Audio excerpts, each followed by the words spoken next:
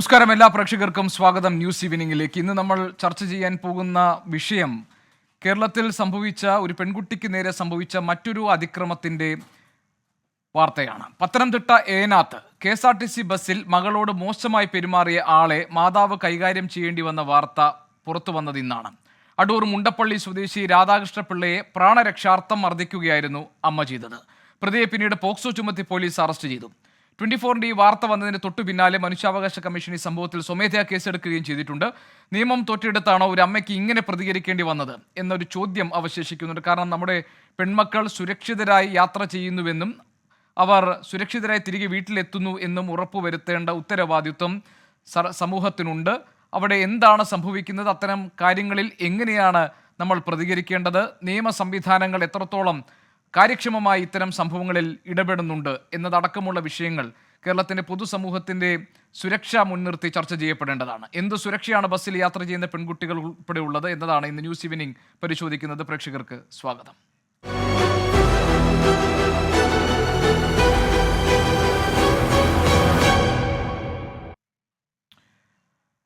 ഈ വാർത്ത പുറത്തു വന്നത് ഇന്നാണ്. ഈ വാർത്തയുടെ കൂടുതൽ വിശദാംശങ്ങൾ നൽകാൻ AV ജയശങ്കർ ഞങ്ങളുടെ പ്രതിനിധി ചേരുന്നുണ്ട്. മറ്റ് അതിഥികൾ നമ്മളോടൊപ്പം ഈ വൈകുന്നേരം ചേരും. രാഹുൽ ഈശ്വറാണ് ഒരു ഭാഗത്തുള്ളത്, സാമൂഹ്യ നിരീക്ഷകൻ കൂടിയായി.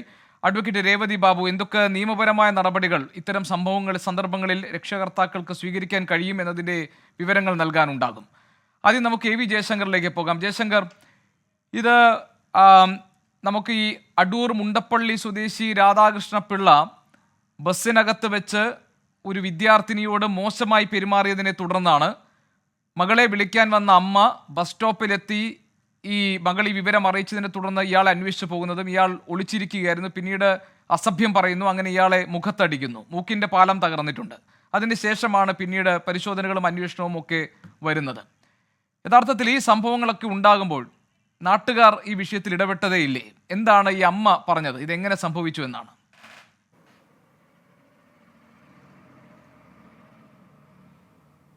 അതായത് ഗോപികൃഷ്ണൻ, കഴിഞ്ഞ ദിവസം വൈകുന്നേരം 3:30 മണിക്ക് ശേഷമാണ് ഇത്തരത്തിലൊരു സംഭവം ഉണ്ടാകുന്നത്. ഈ പെൺകുട്ടി സ്ഥിരമായി സ്കൂളിൽ പോയി KSRTC ബസ്സിലാണ് വീട്ടിലേക്ക് വരുന്നത്. ഈ ഒരു ഘട്ടത്തിലാണ് ബസ്സിൽ വെച്ച് ഈ രാധാകൃഷ്ണപിള്ള എന്ന് പറയുന്ന വ്യക്തി ഈ പെൺകുട്ടിയോട് മോശമായി പെരുമാറുകയും ശരീരത്തിൽ കയറി പിടിക്കുകയും ചെയ്തു. ആ പെൺകുട്ടി കൃത്യമായി ആ ഘട്ടത്തിൽ തന്നെ ഇതിനെതിരെ പ്രതികരിച്ചു. അത്തരത്തിലാണ് ഈ വീട്ടുകാർ ആ കുട്ടിയെ വളർത്തിയിരുന്നത്. അതുകൊണ്ട് തന്നെ ഈ പെൺകുട്ടി ആ ഘട്ടത്തിൽ ഇതിനോട് പ്രതികരിച്ചു. അതിനുശേഷം ഈ ബസ് സ്റ്റോപ്പിൽ ഇറങ്ങിയതിന് ശേഷവും ഇയാൾ അതേ സ്റ്റോപ്പിൽ ഇറങ്ങി ഈ പെൺകുട്ടിയോട് മോശമായി പെരുമാറുന്ന ഒരു സാഹചര്യം ഉണ്ടായതിനു ശേഷം ഈ അമ്മ ഈ വിവരം അറിഞ്ഞുകൊണ്ട്, നാട്ടുകാരും മറ്റും അറിയിച്ചതിന് പിന്നാലെ ഈ അമ്മ ഈ വിവരം അറിഞ്ഞുകൊണ്ട് സ്ഥലത്തെത്തുന്നു. ഇത് ചോദ്യം ചെയ്യാൻ പോകുന്നു. ഈ ഒരു ഘട്ടത്തിൽ ഇയാൾ അടുത്തുള്ള ഒരു സ്ഥലത്ത് മാറി ഒളിച്ചിരിക്കുന്ന ഒരു സാഹചര്യമായിരുന്നു ഉണ്ടായിരുന്നത്. ആ ഘട്ടത്തിൽ അമ്മ ചോദ്യം ചെയ്യാൻ പോയൊരു ഘട്ടത്തിൽ ഇയാൾ വീണ്ടും ഈ അമ്മയ്ക്കും മകൾക്കും നേരെ തെറി പറയുകയും ഒപ്പം തന്നെ ഇവർക്ക് നേരെ ആക്രമിക്കുന്ന രീതിയിൽ ഇവരെ ആക്രമിക്കാൻ വേണ്ടി പാഞ്ഞടിക്കുകയും ചെയ്തു. ഈ ഒരു ഘട്ടത്തിലാണ് സ്വയം പ്രതിരോധത്തിൻ്റെ ഭാഗമായി ഇവർ പ്രതികരിച്ചത്. ഈ പ്രതികരണമാണ് ഇയാളുടെ മൂക്കിലേക്ക് അടിക്കുന്നത്. മൂക്കിൻ്റെ പാലം ഈ അടിയിൽ തകർന്നിട്ടുണ്ട്. സ്വന്തം മകൾക്ക് നേരിടേണ്ട അതിക്രമത്തിലെ ഒരു ദേഷ്യം ഈ അമ്മയുടെ അടിയിൽ ഉണ്ടായിരുന്നു. ഈ ഒരു ഘട്ടത്തിൽ നാട്ടുകാരും മറ്റും ഇടപെട്ടോ എന്ന് നമ്മൾ അമ്മയോട് ചോദിച്ചിരുന്നു. പക്ഷേ അവരതിനൊരു മറുപടി നൽകിയില്ല. അതിൽ നിന്ന് വായിക്കേണ്ടത് മറ്റുള്ള ആളുകളുടെ ഒരു പിന്തുണ ലഭിച്ചില്ല എന്ന് തന്നെയാണ്. എന്നാണോ ജയശങ്കർ മനസ്സിലാക്കേണ്ടത്? ഈ മുണ്ടപ്പള്ളി സ്വദേശി രാധാകൃഷ്ണപിള്ളയാണല്ലോ ഈ പെൺകുട്ടിയോട് അപമര്യാദയായി പെരുമാറിയത്. ഞാൻ മനസ്സിലാക്കുന്നത് ഈ തെങ്ങമത്തെ സ്കൂളിൽ നിന്ന് ബസ്സിൽ വീട്ടിലേക്ക് മടങ്ങുകയായിരുന്ന വിദ്യാർത്ഥിനിക്കാണ് ഈ ദുരനുഭവം ഉണ്ടായത്. അങ്ങനെ ദേഹത്ത് തൊട്ടപ്പോൾ തന്നെ ആ പെൺകുട്ടി പ്രതികരിച്ചിരുന്നു. അതിനുശേഷം പിന്നീട് ഇയാൾ ഇറങ്ങി പുറത്തേക്ക് പോയി. പിന്നെയാണ് അമ്മ ഇയാൾ അന്വേഷിച്ചു ചെല്ലുന്നത്, അല്ലേ?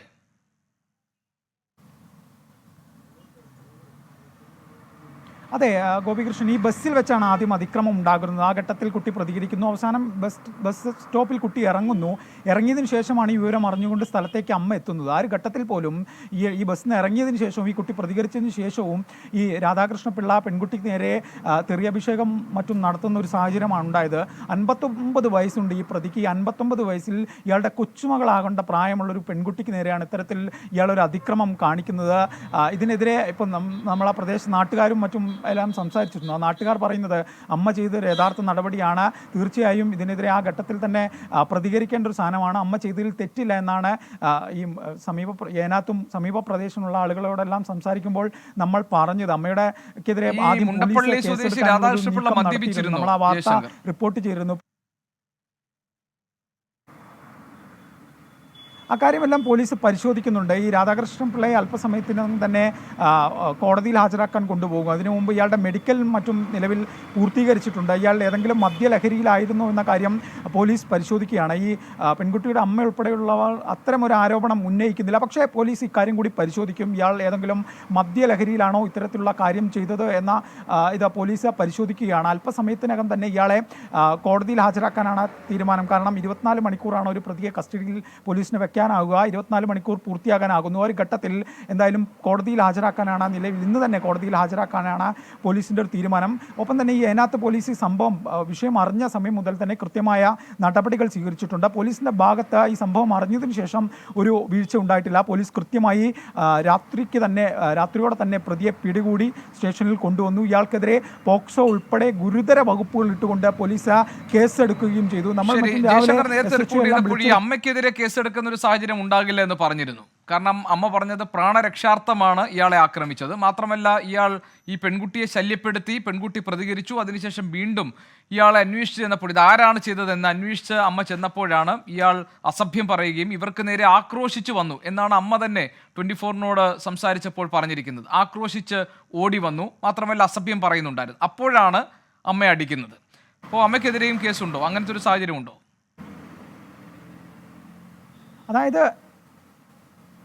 അതായത് പോലീസിന് കൃത്യമായി ബോധ്യപ്പെട്ടിട്ടുണ്ട് ആത്മരക്ഷാർത്ഥം സ്വയം പ്രതിരോധത്തിൻ്റെ ഭാഗമായാണ് ഇത്തരത്തിൽ അമ്മ ഇയാളെ അടിക്കുന്നതും ഇയാളുടെ മൂക്കിൻ്റെ പാലം പൊളിയുന്നൊരു സംഭവം ഉണ്ടായത്. പക്ഷേ ഇതിലൊരു നിയമം കയ്യിലെടുക്കാൻ ഒരു പൗരന് അവകാശമില്ല. അതുകൊണ്ട് തന്നെ സ്വാഭാവികമായും ഈ രാധാകൃഷ്ണപിള്ള പോലീസിൽ കസ്റ്റഡിയിൽ ഇരുന്നുകൊണ്ട് പരാതി നൽകിയിട്ടുണ്ട്. ആ പരാതി നിലവിൽ പോലീസിൻ്റെ പരിഗണനയിലാണ്. എടുത്തു ചാടി കേസെടുക്കേണ്ട എന്നാണ് പോലീസിൻ്റെ ഒരു തീരുമാനം. സ്വാഭാവികമായും പരാതി കിട്ടിയാൽ അത് പോലീസ് പരിശോധിക്കും. ഒപ്പം മെഡിക്കൽ റെക്കോർഡ് ഉൾപ്പെടെ ഈ രാധാകൃഷ്ണപിള്ളയെ രാവിലെ ആശുപത്രിയിൽ മറ്റും കാണിച്ചിരുന്നു. ഈ ഘട്ടത്തിൽ ലഭിച്ച മെഡിക്കൽ ഫലം ഉൾപ്പെടെ വരാനുണ്ട്. ഇതെല്ലാം ലഭിക്കുന്നതിൻ്റെ അടിസ്ഥാനത്തിൽ പരിശോധിച്ച് മാത്രം ഈ അമ്മയ്ക്കെതിരെയുള്ള പരാതിയിൽ കേസെടുത്താൽ മതി എന്നാണ് നിലവിൽ പോലീസിൻ്റെ തീരുമാനം. അതുകൊണ്ട് തന്നെ ഇതുവരെ അമ്മയ്ക്കെതിരെ പോലീസ് കേസെടുത്തിട്ടില്ല. ഒരു മാനുഷിക വശം കൂടി പോലീസ് ഇക്കാര്യത്തിൽ മാത്രമല്ല, ഇത് ഒരു പെൺകുട്ടിക്ക് നേരെയുള്ള ഒരു അതിക്രമ ശ്രമമാണല്ലോ. ഞാൻ മനസ്സിലാക്കുന്നത് മൈനർ ആയിട്ടുള്ള പെൺകുട്ടിയാണെന്നാണ്. ഒരു അതിക്രമ ശ്രമമാണ്. അങ്ങനെയാണെങ്കിൽ അത് ഒരു സ്ത്രീ പീഡന ശ്രമമായി ഇത് മാറുന്നു. കുറെ കൂടി ഗൗരവമുള്ള വിഷയമാണ്. ഇപ്പോൾ പോക്സോ കേസാണ് എടുത്തിരിക്കുന്നത്, പോക്സോ വകുപ്പുകൾ ചുമത്തിയിരിക്കുന്നു. അങ്ങനെയാണെങ്കിൽ അമ്മയുടെ ഭാഗത്തൊരു ന്യായമുണ്ടല്ലോ അല്ലേ? ഞാൻ പറഞ്ഞത് ഒരാൾ ആക്രമിക്കണം എന്നുള്ള അർത്ഥത്തിലല്ല, മറിച്ച് പ്രാണരക്ഷാർത്ഥം അങ്ങനെ ചെയ്യേണ്ടി വന്നു എന്ന അമ്മയുടെ ഭാഗത്തിന് ഒരു ന്യായമുണ്ടോ നിയമത്തിൻ്റെ കണ്ണിൽ?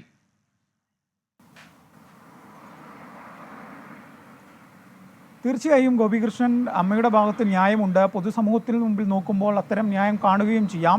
ഈ ഒരു മാനുഷിക പരിഗണന പോലീസ് ഇതുവരെ നൽകിയിട്ടുണ്ട്. അതുകൊണ്ടാണ് ഈ ഒരു പരാതി ലഭിച്ച് രാവിലെയോടെ ഇയാൾ പരാതി നൽകിയിട്ടുണ്ട്. ഈ ഒരു പരാതി ലഭിച്ച ഇതുവരെ പോലീസ് കേസെടുത്തിട്ടില്ല. ഇനിയും പോലീസ് പറയുന്നത് എല്ലാ വശങ്ങളും പരിശോധിച്ച് മാത്രമേ കേസെടുക്കൂ എന്നാണ്. പക്ഷേ ഈ രാജ്യത്തൊരു നിയമമുണ്ട്, നിയമവ്യവസ്ഥതയുണ്ട്. അതുകൊണ്ട് തന്നെ പോലീസ് ഇതിൻ്റെ എല്ലാ വശങ്ങൾ പരിശോധിച്ച് ഒരു ഉചിതമായ നടപടി എടുക്കുമെന്നാണ് പോലീസ് ഈ വിഷയവുമായി ബന്ധപ്പെട്ട് പറയുന്നത്. പോലീസ് ഇത്തരത്തിൽ സ്വയം പ്രതിരോധം എന്നുള്ള സ്ഥാനത്തിൽ ഊന്നുന്നുണ്ട്. അതുകൊണ്ട് തന്നെ ഇക്കാര്യത്തിലെല്ലാം പോലീസിൻ്റെ നടപടികൾ എന്തെന്ന് പരിശോധിക്കേണ്ടിയിരിക്കുന്നു.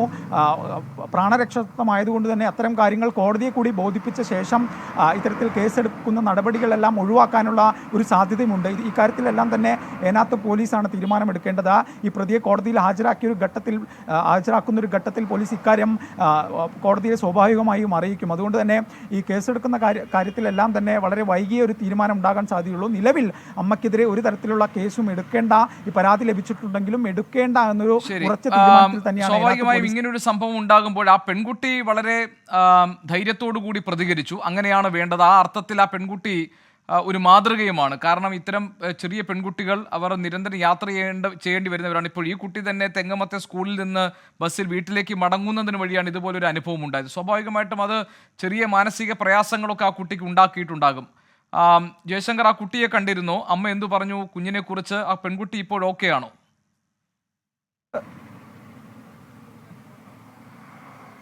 അതായത് ഗോപികൃഷ്ണൻ, നമ്മൾ അമ്മയുടെ അടുത്ത് പെൺകുട്ടിയെക്കുറിച്ച് ചോദിച്ചിരുന്നു. ആ പെൺകുട്ടി വളരെയധികം ഹാപ്പിയാണ്. ഇതിൻ്റെ ഒരു പ്രശ്നം ആ കുട്ടി കുറച്ച് നേരത്തേക്ക് നേരിട്ടിരുന്നു. പക്ഷേ ഈ വീട്ടുകാർ വളർത്തിയ ഒരു രീതി, ഇത്തരത്തിലുള്ള പ്രശ്നങ്ങൾ ഉണ്ടാകുമ്പോൾ അതിനെ ഏത് തരത്തിൽ നേരിടണം, എങ്ങനെ ഇതാവാമെന്നെല്ലാം തന്നെ ഇവരുടെ കുടുംബ പശ്ചാത്തലവും മറ്റും വെച്ചുകൊണ്ട് ഇവർ കുട്ടിയെ പഠിപ്പിച്ചിട്ടുണ്ട്. അതുകൊണ്ട് തന്നെ ഇത്തരം അനുഭവങ്ങൾ ഉണ്ടാകുന്ന ഒരു ഘട്ടത്തിൽ അതിനെ പ്രതിരോധിക്കാൻ, അതിനെതിരെ പ്രതികരിക്കാനുള്ള ഒരു തരത്തിൽ തന്നെയാണ് ഇവർ വളർത്തിയത്. നമ്മൾ ഈ കുട്ടിയുടെ കുടുംബ പശ്ചാത്തലവും മറ്റു കാര്യങ്ങളും പറയാൻ നമുക്ക് ബുദ്ധിമുട്ടുണ്ട്. പക്ഷേ അമ്മ കൃത്യമായി ഇവരുടെ ജീവിത സാഹചര്യവും എങ്ങനെ കുട്ടിയെ വളർത്തി ഉൾപ്പെടെയുള്ള കാര്യങ്ങൾ നമ്മോട് സംസാരിച്ചിട്ടുണ്ട്. ഈ അമ്മയെ പോലെ തന്നെ തികച്ചും ബോൾഡായിട്ടുള്ള ഒരു പെൺകുട്ടി തന്നെയാണ്. അതുകൊണ്ട് തന്നെയാണ് ഇത്തരമൊരു അതിക്രമം ഉണ്ടായപ്പോൾ ആ ഘട്ടത്തിൽ തന്നെ പെൺകുട്ടി അവിടെ ശബ്ദമുയർത്തി ആ ബസ്സിൽ വെച്ചുകൊണ്ട് തന്നെ ഇയാൾക്കെതിരെ പ്രതികരിക്കുകയും ചെയ്തത്. അമ്മയും അത്തരത്തിൽ തന്നെയാണ് പ്രതികരിച്ചത്. അമ്മ എനിക്ക് ഇതിനകത്തൊരു കാര്യം തോന്നിയത് ജയശങ്കർ, അതായത് ഈ നാട്ടുകാർ ഈ വിഷയത്തിൽ ഇടപെട്ടില്ലേ എന്ന് ചോദിച്ചപ്പോൾ അമ്മ ഒന്നും പറഞ്ഞിട്ടില്ല. ഒരുപക്ഷെ നാട്ടുകാരെ കുറിച്ച് അവിടെ നിന്ന് മോശമായി എന്നും പറയണ്ട എന്ന് കരുതിയാകാം. പക്ഷെ നമ്മൾ മനസ്സിലാക്കുന്നത് നാട്ടുകാർ കാഴ്ചക്കാരായി നിന്നു എന്നാണ്, അല്ലേ ജയശങ്കർ?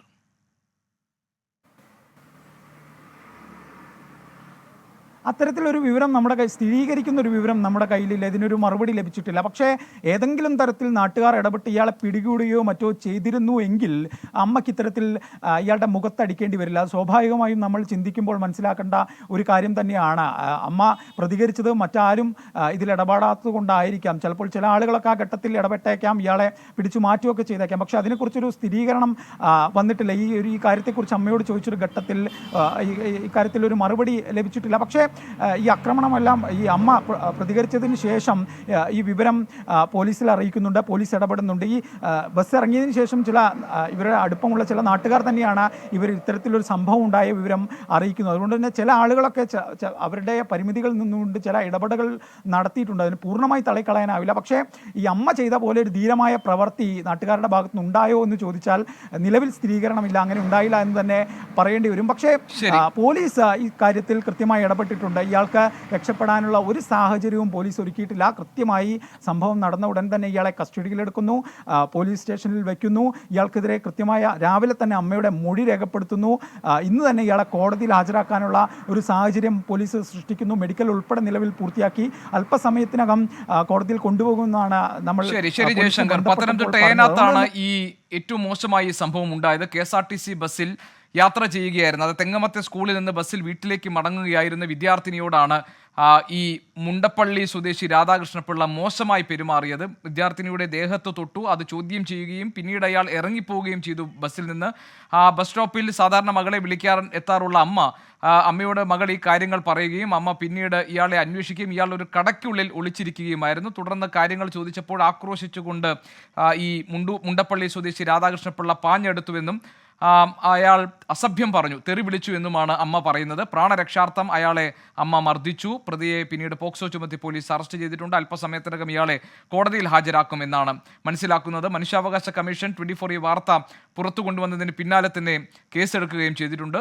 നിയമം തോറ്റെടുത്താണോ ഇങ്ങനെ ഒരു അമ്മയ്ക്ക് പ്രതികരിക്കേണ്ടി വന്നത് എന്നത് കൂടിയാണ് നമ്മൾ ഇന്ന് ഈ വൈകുന്നേരം ചർച്ച ചെയ്യുന്നത്. എന്നോടൊപ്പം ഈ വിഷയത്തിൽ അഭിപ്രായങ്ങൾ പങ്കുവയ്ക്കാൻ, നിലപാട് അറിയിക്കാൻ രാഹുൽ ഈശ്വർ ഉണ്ട്. ഒപ്പം തന്നെ അഡ്വക്കേറ്റ് രേവതി ബാബുവും ഈ വൈകുന്നേരം നമുക്കൊപ്പം ചേരും. രാഹുൽ, അമ്മ ചെയ്തത് ഒരു മാതൃകാപരമായ പ്രവൃത്തിയല്ലേ? മാതൃകാപരമെന്ന് പറയുന്നത് ബുദ്ധിമുട്ടാണ്. പക്ഷെ ഒരു അമ്മയുടെ വികാരം നമുക്ക് തീർച്ചയായും മനസ്സിലാക്കാം. ഇതിനെ നമുക്ക് നിയമത്തിന്റെ കണ്ണിലൂടെ കാണാം, ഒരു മനുഷ്യത്വത്തിന്റെ കണ്ണിലൂടെ കാണാം. നിയമത്തിന്റെ കണ്ണിലൂടെ കാണുമ്പോൾ രാധാകൃഷ്ണപിള്ള എന്ന് പറയുന്ന ഇപ്പോൾ ലഭ്യമായ വിവരങ്ങൾ കൊണ്ട് നമുക്ക് പെർവേർട്ട് എന്ന് വിളിക്കാൻ കഴിയുന്ന ഒരു മനുഷ്യൻ സെക്ഷൻ 7 പോക്സോ ആക്ടിന്റെ section 7, 384 IPC outraging the modesty of the woman തുടങ്ങിയ കാര്യങ്ങൾ ചെയ്തു എന്ന് നമുക്ക് മനസ്സിലാക്കാം. എന്നാൽ അമ്മയും 351 IPC 351 പരിധിയിൽ വരുന്ന അസോൾട്ട് ആണ് ചെയ്തത്.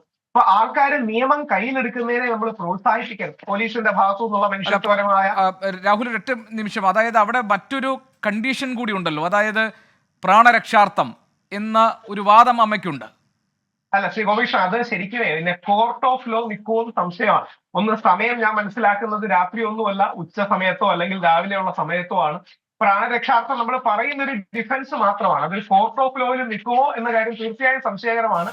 ഒരു കോടതിയിൽ പോവുകയാണെങ്കിൽ പ്രത്യേകിച്ച് മൂക്കിന്റെ പാലമൊക്കെ എന്നൊക്കെ പറയുമ്പോൾ സീരിയസ് ഇഞ്ചുറി തുടങ്ങിയ കാര്യങ്ങളാണ്. ഗ്രേവ് അസോൾട്ട് എന്നൊക്കെ പറയുന്ന രീതിയിലേക്ക് വരാൻ പോലും സാധ്യതകളുണ്ട്. അതുകൊണ്ട് അതൊരു കോർട്ട് ഓഫ് ലോയിൽ നിൽക്കുമെന്ന് അറിയില്ല. പക്ഷെ നമുക്ക് എല്ലാ അമ്മമാരും സഹോദരിമാരും ഉള്ളത് നമുക്കറിയാം. ഈ നാട്ടിൽ ഇതേപോലെ പെർവേർട്ടുകൾ ഉണ്ടെന്ന് നമുക്കറിയാം. അപ്പൊ അത്തരം കാര്യങ്ങൾ ആയതുകൊണ്ട് പോലീസുകാർക്ക് ഒരു മെല്ലപ്പോക്കോ മൃദു നയമോ ഉണ്ടെങ്കിൽ മാത്രമേ അമ്മയ്ക്ക് ബാക്കിയുള്ള ഒരു പക്ഷേ ഒഫൻസിൽ നിന്ന് മാറാൻ കഴിയും. ശ്രീ ഗോപീഷ്ണ ഒരു കാര്യം കൂടെ ആലോചിക്കണം. വളരെ വർഷങ്ങൾക്ക് മുമ്പ് ഒരു ഗംഗേശാനന്ദ സ്വാമിയുടെ കാര്യത്തിൽ നമ്മൾ പലപ്പോഴും കേട്ടതാണ്. അന്ന് നമ്മുടെ മുഖ്യമന്ത്രി പോലും വൈകാരികപരമായി, നമ്മളെല്ലാവരും ഞാനടക്കമുള്ള ഒരു വൈകാരികമായി അയാൾക്കത് കിട്ടിയെങ്കിൽ നല്ലതാണ് എന്നാണ് കരുതിയത്. പക്ഷെ പിന്നീട് കേസിന്റെ മറ്റു പല ഡീറ്റെയിൽസ് ഒന്നും മാറി പറയും. ഇതങ്ങനെയൊന്നും ആണെന്ന് തോന്നുന്നില്ല. നിങ്ങളുടെ റിപ്പോർട്ടർ സൂചിപ്പിച്ചതുപോലെ അയാളൊരു മദ്യപാനിയാണെന്ന് തോന്നുന്നു. ആ കാണിക്കുന്ന ആളുടെ ബോഡി ലാംഗ്വേജിൽ നമുക്ക് അയാൾക്ക് ഒരു ഇൻസ്റ്റെബിലിറ്റി ഉണ്ട്. അതുകൊണ്ട് ഈ കേസ് അതേപോലെ ഒന്നും ആകില്ല. പക്ഷെ ഇത്തരം കാര്യങ്ങളിൽ വൈകാരികമായി നമ്മുടെ ഹൃദയം പ്രതികരിക്കുന്ന കാര്യം സംശയമില്ല.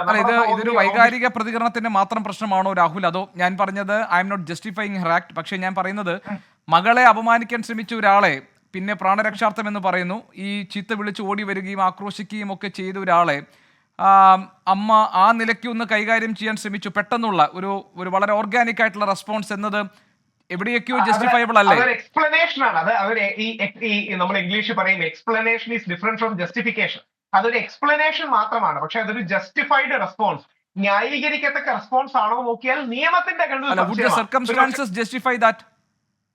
Justify is A very tough thing. നാളെ കോടതിയുടെ ഒരു കരുണയും അമ്മയുടെ സ്പോണ്ടേനിയസ് റെസ്പോൺസും ഒക്കെയാണ് എന്നൊരു മജിസ്ട്രേറ്റ് കാണുമ്പോൾ ദൈവമില്ലാത്തവർക്കും മജിസ്ട്രേറ്റ് ഉണ്ടാകുന്നൊക്കെ പറയുന്നത് പോലെ ഒരു മജിസ്ട്രേറ്റിന്റെയോ കോടതിയിലെ ന്യായാധിപന്റെയോ മുമ്പിലോട്ടൊക്കെ വരുമ്പോൾ അദ്ദേഹത്തിന്റെ ഭാഗത്തുനിന്ന് ഒരു കരുണ ഉണ്ടായാൽ മാത്രമേ ഉള്ളൂ. ഇല്ലെങ്കിൽ ഈ വ്യക്തിക്ക് എന്തായാലും ശിക്ഷ കിട്ടും. കാര്യം ലഭ്യമായ വിവരം എല്ലാം വെച്ച് ഒരു വാട്ടർ ടേക്ക് കേസ് നമുക്ക് ഉണ്ടാക്കാം, അല്ലെങ്കിൽ എയർ ടേക്ക് കേസ് ഉണ്ടാക്കാം. പക്ഷേ അമ്മയ്ക്ക് ഒരു നിയമത്തിന്റെ നടപടിയിൽ നിന്ന് രക്ഷപ്പെടണമെങ്കിൽ പോലീസ് മാത്രമല്ല ഈ മാധ്യമ ശ്രദ്ധയും ന്യൂസ് 24 ഒക്കെ എടുത്തുകൊണ്ട് ഒരുപാട് പേര് ശ്രദ്ധിക്കും, കോടതികളും ശ്രദ്ധിക്കും. അപ്പോൾ കോടതിയുടെ ഭാഗത്തു നിന്നും അമ്മയ്ക്ക് ഒരു ആക്ഷൻ വരാൻ സാധ്യതയുണ്ട്. അതില്ലാന്ന് നമുക്ക് ഇപ്പോ പറയാൻ. ശരി രാഹുൽ, നമുക്ക് ഇതിന്റെ സാമൂഹിക കാരണങ്ങൾ, ഇത്തരം സംഭവങ്ങളിൽ ഇങ്ങനെ പ്രതികരിക്കേണ്ടി വരുന്ന ഒരു സാമൂഹിക സന്ദർഭം എന്തൊക്കെയാണ് എന്നതുകൂടിയാണ് പരിശോധിക്കേണ്ടത്. അതിനു മുൻപ് ഞാൻ അഡ്വക്കേറ്റ് രേവതി ബാബു നമ്മളോടൊപ്പം ചേരുന്നുണ്ട്. ശ്രീമതി രേവതി, ഈ കേസിൽ അമ്മയുടെ ഭാഗത്ത് എത്ര ന്യായമുണ്ട് നിയമത്തിന്റെ കണ്ണിൽ? നിയമപരമായി നമ്മൾ നോക്കുന്ന സമയത്ത് എന്താണ് ഈ പെൺകുട്ടിക്ക് സംഭവിച്ചതെന്ന് പറയുമ്പോൾ വളരെ ദുഃഖകരമായിട്ടുള്ള കാര്യമാണ്. അതിൽ വളരെ അധികം ഖേദമുണ്ട്. ഏതൊരു അമ്മയായാലും റിയാക്ട് ചെയ്ത് പോകും ഇങ്ങനൊരു സാഹചര്യത്തിൽ. അപ്പൊ നമ്മൾ നിയമവശം നോക്കുന്ന സമയത്ത് ഇപ്പം എന്നെ ഒരാൾ വന്ന് അറ്റാക്ക് ചെയ്യാണ്, എനിക്ക് വേറൊരു ഓപ്ഷനും ഇല്ല. അപ്പൊ എനിക്ക് അവിടെ ഒരു സെർട്ടൈൻ ഫോഴ്സ്, ഒരു സെർട്ടൈൻ എക്സ്റ്റെന്റിൽ ഒരു ഫോഴ്സ് അയാൾക്ക് എഗെയിൻസ്റ്റ് ആയിട്ട് യൂസ് ചെയ്യേണ്ടി വരും. അപ്പൊ ആ ഫോഴ്സിന്റെ ഭാഗമായി അയാൾക്ക് വരുന്ന എന്തെങ്കിലും പരിക്ക് അല്ലെങ്കിൽ ഇഞ്ചുറിക്ക് എന്റെ സ്വയരക്ഷയുടെ ഭാഗമായി ഞാൻ ഉപയോഗിക്കുന്നതാണെങ്കിൽ അതൊരു സെൽഫ് ഡിഫൻസ് ആണ്. അപ്പൊ അത് ഒരു പരിധി വരെ IPCയുടെ കീഴിൽ ജസ്റ്റിഫൈ ചെയ്യപ്പെടുന്ന ഒരു സാധനമാണ്. മനസ്സിലായില്ലേ? ശരി, അപ്പോൾ ഈ സെൽഫ് ഡിഫെൻസ് എന്നത് ഇപ്പോൾ നേരത്തെ ശ്രീ രാഹുൽ ഈശ്വർ പറഞ്ഞു, അത് ഒരു പ്രാണരക്ഷാർത്ഥം സ്വയം രക്ഷയ്ക്ക് വേണ്ടി ചെയ്തതാണെങ്കിൽ അത് രാത്രിയല്ല, ഇത് പകലാണ്, മറ്റ് സാഹചര്യങ്ങൾ സാധ്യതകൾ നോക്കാമായിരുന്നു. ഇത്തരം കാര്യങ്ങളുമൊക്കെ കോടതി ഈ കേസ് പരിഗണിക്കുമ്പോൾ കോടതിയുടെ ശ്രദ്ധയിൽ വരുമോ, അല്ലെങ്കിൽ അതെല്ലാം പരിഗണിക്കപ്പെടും? തീർച്ചയായിട്ടും വരും. അതായത് ഒരു സംഭവം ഉണ്ടാവുന്ന സമയത്ത് അത് ഏത് സാഹചര്യത്തിൽ എന്തൊക്കെ സർക്കംസ്റ്റൻസിൽ ഉണ്ടായി എന്ന് കൺസിഡർ ചെയ്ത് കോടതി അത് കൺസിഡർ ചെയ്തതിന് മാത്രമേ ഒരു തീരുമാനം എടുക്കുകയുള്ളൂ. മനസ്സിലായില്ലേ? അതായത് ഇപ്പൊ ഞാൻ എന്നെ ഒരാൾ അറ്റാക്ക് ചെയ്യുന്നു എന്നത് ഒന്ന് മാറ്റി വെക്കുക. അതല്ലാതെ ഞാനിപ്പോ ഒരു പബ്ലിക് റോഡിലൂടെ നടന്നു പോവാണ്, എന്റെ അടുത്ത് നിൽക്കുന്ന ഒരാൾക്ക് ഒരു മർദ്ദനം ഉണ്ടായി അല്ലെങ്കിൽ ഒരു അറ്റാക്ക് ഉണ്ടായി, അയാൾക്കൊന്നും ചെയ്യാൻ പറ്റാത്തൊരു സാഹചര്യമാണ്. അപ്പൊ അയാളെ പ്രൊട്ടക്ട് ചെയ്യാൻ വേണ്ടി ഞാൻ യൂസ് ചെയ്യുന്ന ഡിഫൻസ് എന്ന് പറയുന്നതും ഈ ഒരു പ്രൈവറ്റ് ഡിഫൻസിന്റെ കീഴിൽ വരുന്ന ഒരു സാധനം തന്നെയാണ്. അപ്പം ഇത് എത്രത്തോളം ഇതിനുള്ള സാധ്യത ഉണ്ട് എന്നുള്ളത് കോടതിയാണ് തീരുമാനിക്കേണ്ടത്. അഡ്വക്കേറ്റ് രേവതി, ഇതിനകത്ത് ഇപ്പോൾ സാധാരണ നിലയിൽ ഒരു പൗരൻ ഇത്തരം സന്ദർഭങ്ങൾ, ഇത്തരം സാഹചര്യങ്ങളിൽ മാതൃകാപരമായി എങ്ങനെയാണ് പ്രതികരിക്കേണ്ടത്? മാതൃകാപരമായി പ്രതികരിക്കുമ്പോൾ ഒരു പരിധിയിൽ കൂടുതൽ നിയമം കയ്യിലെടുക്കാനുള്ള ഒരു അധികാരം ആർക്കും ഇല്ല. പക്ഷെ ഇപ്പം ആ പെൺകുട്ടിയുടെ അമ്മയുടെ അവസ്ഥ നോക്കുമ്പോൾ ഏത് അമ്മയായാലും പ്രതികരിച്ചു പോകും ഇങ്ങനൊരു സാഹചര്യം ഉണ്ടാകുമ്പോൾ, അല്ലെ? അപ്പൊ അങ്ങനെയുള്ള ഒരു കാര്യം കൂടെ കൺസിഡർ ചെയ്തിട്ടേ കോടതി ഒരു തീരുമാനം എടുക്കുകയുള്ളൂ എന്നുള്ളതാണ് എനിക്ക് തോന്നുന്നത്. അല്ല, ഞാൻ അങ്ങനെ ചോദിക്കാൻ കാരണം അഡ്വക്കേറ്റ് രേവതി, ഇപ്പോൾ ഈ കുട്ടി സ്കൂളിൽ നിന്ന് വീട്ടിലേക്ക് മടങ്ങുകയാണ്. ബസ്സിൽ വെച്ചാണ് ഈ സംഭവം ഉണ്ടാകുന്നത്. കേരളത്തിന്റെ KSRTC ബസ്സിലാണ് ഈ സംഭവം നടക്കുന്നത്. സ്വാഭാവികമായും ഈ കുട്ടി പ്രതികരിക്കുന്നു. അപ്പോൾ ചെയ്യാൻ പറ്റുന്ന കാര്യം, ഏറ്റവും ലളിതമായ കാര്യം, ബസ് അവിടെ നിർത്താം, അയാളെ പിടിച്ച് പോലീസിൽ ഏൽപ്പിക്കാം. ഇതൊന്നും സംഭവിക്കാത്തത് കൊണ്ടാണല്ലോ ബസ് സ്റ്റോപ്പിൽ കാത്തു നിൽക്കുന്ന അമ്മയ്ക്ക് പിന്നീട് ഇയാൾ അന്വേഷിച്ചു പോകേണ്ടി വരുന്നതും അത് നമ്മളുടെ സമൂഹത്തിലെ നമ്മളുടെ സമൂഹത്തിലെ ആൾക്കാരുടെ മെന്റാലിറ്റിയാണ്. അത് നമ്മൾക്ക് ഒരു പരിധിയിൽ കൂടുതൽ മാറ്റാൻ പറ്റില്ല. ഇപ്പൊ എനിക്ക് തന്നെ ആയാലും എന്റെ സുഹൃത്തിന് പിന്നീടുള്ള ഒരു അനുഭവം ഉണ്ടായി KSRTC ബസ്സിനകത്ത് വെച്ചിട്ട്. ഒരാള് പോലും ഒരു മോശമായിട്ടുള്ള അനുഭവം ഉണ്ടായിട്ട് ഒരാള് പോലും റിയാക്ട് ചെയ്തില്ല ബസ്സിനകത്ത്. അപ്പൊ നമ്മളുടെ സൊസൈറ്റിയുടെ ചിന്താഗതിയാണ് ആദ്യം മാറേണ്ടത്. എന്തുകൊണ്ട് അമ്മയ്ക്ക് റിയാക്ട് ചെയ്യേണ്ടി വന്നു? അതിന് മുൻപ് തന്നെ ആ ബസ് അവിടെ നിർത്തി അയാളെ പോലീസിൽ ഏൽപ്പിക്കേണ്ട ഒരു സാഹചര്യം ഉണ്ടായില്ല. അപ്പം സമൂഹത്തിന്റെ ചിന്താഗതി മാറി വരണം, ഇനിയും മാറണം, ഒരുപാട് ഞാൻ ചോദിക്കുന്നത് അതിൽ നിയമപരമായ ഒരു പ്രശ്നം കൂടി അടങ്ങിയിട്ടുണ്ടല്ലോ. അപ്പോൾ KSRTC ആണ് ബസ്, അതിനകത്ത് ഡ്രൈവറും കണ്ടക്ടറും ഉണ്ട്. അവർ ചെയ്യേണ്ടത് സ്വാഭാവികമായും ബസ് അവിടെ നിർത്തുകയും കുട്ടിയുടെ പരാതി എന്താണെന്ന് അന്വേഷിക്കുകയും തുടർന്ന് പോലീസിനെ വിളിച്ച പ്രശ്നം പരിഹരിക്കുകയും ആയിരുന്നില്ലേ? അതെ അതെ, അതാണ് അതെ. അതിൽ ഒരു കാര്യം കൂടെ രാഹുൽ പറയൂ. അല്ല അതിൽ ഒരു കാര്യം കൂടെ ഞാൻ അഡ്വക്കേറ്റ് രേവതി ബാബു പറഞ്ഞതിനോട് പൂർണ്ണമായി യോജിക്കുന്നു. അല്ല, നമുക്ക് ടെക്നിക്കലി നോക്കുകയാണെങ്കിൽ 96 മുതൽ 106 വരെയുള്ള IPC-യിലാണ് ഈ പ്രൈവറ്റ് ഡിഫൻസ് എന്ന് പറയുന്ന ഒരു പരിപ്രേക്ഷ്യം വരുന്നത് പ്രധാനമായിട്ട്. അതിൽ തന്നെ 98-ൽ അൺസൗണ്ട് മൈൻഡ് ആണ് അപ്പുറത്ത് നിൽക്കുന്നെങ്കിൽ, ഇപ്പൊ ഇൻടോക്സിക്കേഷൻ, ഇയാൾ മദ്യലഹരിയിലോ മറ്റോ ആയിരുന്നെങ്കിൽ, അപ്പൊ അങ്ങനെ ആവുമ്പോ അങ്ങനെ ചില ഡിഫൻസുകൾ ഉയർത്താൻ പറ്റും. രാഹുൽ, ആദ്യത്തെ ഇത് അതിൽ ഇരയാക്കപ്പെടുന്ന പെൺകുട്ടിയുടെ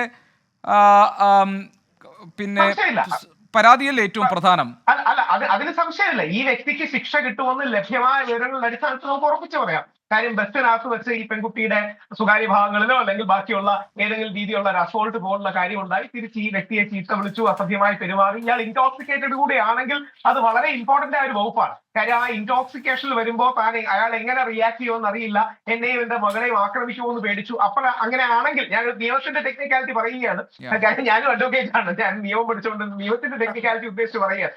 അതായത് രാവിലെ ആണെങ്കിൽ പോലും ഇയാൾ ഇൻടോക്സിക്കേഷനിൽ നിൽക്കുകയാണ്, ആക്രമണോത്സുകമായി ഞങ്ങളുടെ ഇടയിലേക്ക് വന്നു. അപ്പൊ അങ്ങനെയാണെങ്കിൽ ഈ മോർണിംഗിന്റെ പ്രശ്നമൊക്കെ ഒരു വലിയ പരിധി വരെ അതുകൊണ്ട് നമുക്ക് കവർ ചെയ്യാനോ എക്ലിപ്സ് ചെയ്യാനോ കഴിയും. അങ്ങനെ സെക്ഷൻ 98-ന്റെ ഭാഗമായി അപ്പുറത്ത് നിൽക്കുന്ന ആൾ വളരെ അൺസൗണ്ട് മൈൻഡ് ആണ്, ഇൻടോക്സിക്കേഷന്റെ ഇതിലാണ്, ഞങ്ങളെ ആക്രമിക്കാൻ വരുന്നു എന്ന് തോന്നി. അപ്പൊ എനിക്ക് വേറൊരു രക്ഷയുമില്ല, അയാളെ ഏതെങ്കിലും രീതിയിൽ ഡിസേബിൾ ചെയ്യുകയോ അല്ലെങ്കിൽ അയാളെ ഏതെങ്കിലും രീതിയിൽ മാറ്റി നിർത്തുകയോ എന്റെ മകളുടെയും ജീവന്റെ രക്ഷാർത്ഥമാണ് എന്ന് കുറെ കൂടെ ഷാർപ്പായി കൂടി വാദിക്കണം. അവർക്ക് വേണ്ടി ഏത് അഡ്വക്കേറ്റ് വരികയാണെങ്കിലും. അല്ലാതെ പ്രാണരക്ഷാർത്ഥം എന്നുള്ളൊരു ക്ലീഷയെ പലപ്പോഴും ഈ രാവിലത്തെ ആംഗിളിൽ പറ്റില്ല. ശരി. അല്ല, ആ ഭാഗം എനിക്ക് മനസ്സിലായി. ഞാൻ അതിലേക്കാണ് ഞാൻ വരുന്നത്. അഡ്വക്കേറ്റ് രേവതി, ഇപ്പോൾ ഇതിനകത്ത് അമ്മയ്ക്ക് ഇങ്ങനെ പ്രതികരിക്കേണ്ടി വന്നത്, ഇപ്പോൾ രേവതി തന്നെ പറഞ്ഞു, സ്വാഭാവികമായും ഏതൊരു അമ്മയും സ്വന്തം മകൾക്ക് നേരെ ഇതുപോലെ ഒരു സംഭവം ഉണ്ടായിക്കഴിഞ്ഞാൽ പ്രതികരിച്ചു പോകും.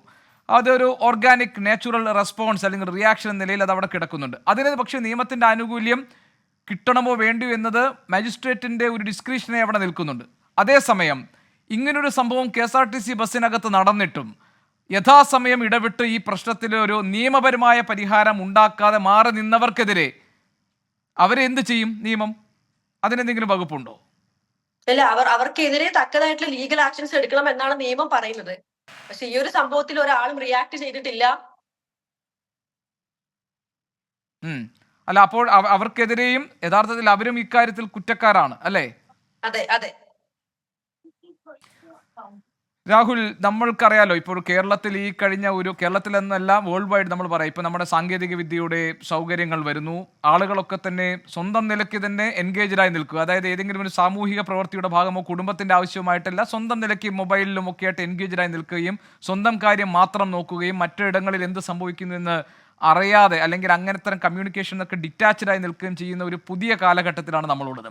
ഇവിടെ സാമൂഹിക ഉത്തരവാദിത്വം എന്ന് പറയുന്നത് രാഹുൽ വളരെ പ്രധാനപ്പെട്ടതാണ്. ഇപ്പോൾ നമുക്ക് ചുറ്റും എന്ത് സംഭവിക്കുന്നു, നമ്മുടെ ഒപ്പം നിൽക്കുന്ന ആളുകൾക്ക് എന്തെങ്കിലും പ്രശ്നങ്ങൾ സംഭവിക്കുന്നുണ്ടോ അവിടെ ഇടപെടുക എന്നൊക്കെയുള്ള ഒരു social responsibility of the citizen എന്ന് നമ്മൾ പറയില്ലേ, അത് ഇവിടെ കാണുന്നേയില്ലല്ലോ. ആളുകളൊക്കെ നോക്കി നിൽക്കുകയായിരുന്നു, അവിടെ ഉണ്ടായപ്പോഴും പ്രശ്നങ്ങൾ ആരും ഇടപെട്ടില്ല, അമ്മ അടിച്ചപ്പോഴും ആരും ഇടപെട്ടിട്ടില്ല.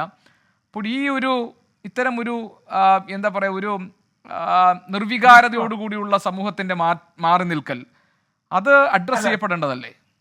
ശ്രീ ഗോപേഷ്, ഒരുപക്ഷെ 24 ചെയ്യുന്നതും നമ്മളൊക്കെ ചെയ്യുന്നതിലെ ഏറ്റവും ഇമ്പോർട്ടന്റ് ആസ്പെക്റ്റും അതാണ്. ഒരു സോഷ്യൽ അപ്പതി, ആർക്ക് എന്ത് സംഭവിച്ചാലും എനിക്കൊന്നുമില്ല, ഒരു അലൂഫ്നെസ് പലപ്പോഴും നമ്മുടെ ആധുനിക സമൂഹങ്ങളിലുണ്ട്. ഇതിന്റെ ഒരു മറു എക്സ്ട്രീം ഉണ്ട്, എപ്പോഴും ബാക്കിയുള്ളവരുടെ കാര്യങ്ങൾ ഓവറായിട്ട് ഇടപെടുക. അത് വേണമെന്ന് ആരും പറയില്ല. പക്ഷെ at the same point of time serious ആയ ഇഷ്യൂസ് നടക്കുമ്പോൾ, ആക്സിഡന്റ് നടക്കുമ്പോൾ, അടുത്തൊരാൾക്ക് അസോൾട്ട് ഉണ്ടാകുമ്പോൾ, സ്വന്തം അപ്പുറത്തുള്ള ഒരു സഹോദരിക്കോ പെൺകുട്ടിക്കോ ഒരു ബുദ്ധിമുട്ടുണ്ടാകുമ്പോൾ അതിൽ ഇന്റർവീൻ ചെയ്യാതെ അത് അവന്റെ പ്രശ്നം അല്ലെങ്കിൽ അവളുടെ പ്രശ്നം എന്ന് മാറി നിൽക്കുന്ന വളരെ തെറ്റും മോശകരമായ ഒരു മനസ്ഥിതി നമ്മുടെ ആൾക്കാർക്കുണ്ട്.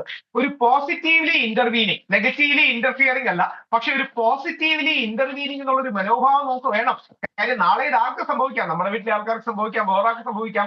ലഭ്യമായ വിവരങ്ങൾ വെച്ച് ഇയാൾ പബ്ലിക് പ്ലേസിലാണ്, കുറച്ച് ആൾക്കാരെങ്കിലും കണ്ടിട്ടുണ്ട്, ചിലരെങ്കിലും പിടിച്ചു മാറ്റാനുള്ള മര്യാദ കാണിക്കണമായിരുന്നു, താഴെ കിടക്കുന്ന എന്തോ കല്ലോ മറ്റോ ഇയാൾ എടുക്കാൻ നോക്കുന്ന ഒരു രംഗമാണ് ഇപ്പൊ ഇതിൽ നിന്നൊക്കെ കണ്ടത്. അത് തീർച്ചയായിട്ടും ആ രീതിയിൽ വേണം. രണ്ട്, ബസിന്റെ ആൾക്കാർക്കടക്കം ഇത്തരം കാര്യങ്ങളിൽ നിയമത്തിന്റെ തന്നെ ഒരുപാട് പോസിറ്റീവായ അഫർമേഷൻസ് ഉണ്ട്. അതുകൊണ്ട് തീർച്ചയായും അത്തരം കാര്യങ്ങൾ എടുക്കണം. പിന്നീട് സഹോദരിമാരോട് എല്ലാം പറയുന്ന ഒരു കാര്യം, 2-3 കാര്യങ്ങൾ മസ്റ്റായി ചെയ്യണം. ഒന്ന്, ഈ പ്രസൻസ് ഓഫ് മൈൻഡ് എന്ന് പറയുന്ന കാര്യം വളരെ ഇമ്പോർട്ടന്റ് ആണ്. ഈ പെർവേർട്സുകൾ എല്ലാ കാലത്തും എല്ലായിടത്തും കാണും. അപ്പൊ നമ്മുടെ കുട്ടികൾക്ക് മാർഷൽ ആർട്സ് ട്രെയിനിങ്ങോ ഇനി കരാട്ടയോ കളരിയോ പോലുള്ള കാര്യങ്ങൾ, അത് കരാട്ടെ പഠിക്കാൻ വേണ്ടിയിട്ടല്ല, ഒരു പ്രസൻസ് ഓഫ് മൈൻഡ് നമ്മുടെ കുട്ടികൾക്ക് വേണം. പലപ്പോഴും നമുക്കറിയാം, നമ്മുടെ സഹോദരിമാരെ എന്ന് പറഞ്ഞു കേട്ടിട്ടുണ്ട്, ബസ്സിൽ കയറുകയാണെങ്കിൽ ഏതെങ്കിലും എടുത്ത് തോണ്ടാൻ വേണ്ടി സ്ഥിരം ശ്രമിക്കുകയും മറ്റും ചെയ്യുന്നത് ഒരു universal experience, universal negative experience ആണ്. നമ്മുടെ നാട്ടിലാണ് ഇത് കൂടുതൽ കാണുന്നത്. എന്തുകൊണ്ടാണ്? ഇത്തരം ഞരമ്പ് രോഗികളും മനോരോഗികളും ഒരുപാടുണ്ട്. അപ്പൊ നമ്മുടെ പെൺകുട്ടികൾ ഇതിനെതിരെ പോസിറ്റീവ്ലി റെസ്പോണ്ട് ചെയ്യാനും ശബ്ദം ഉയർത്താനും സഹിച്ചു നിൽക്കുക എന്ന് പറയുന്നതിൽ യാതൊരു നന്മയും മഹത്വവും ഇല്ല.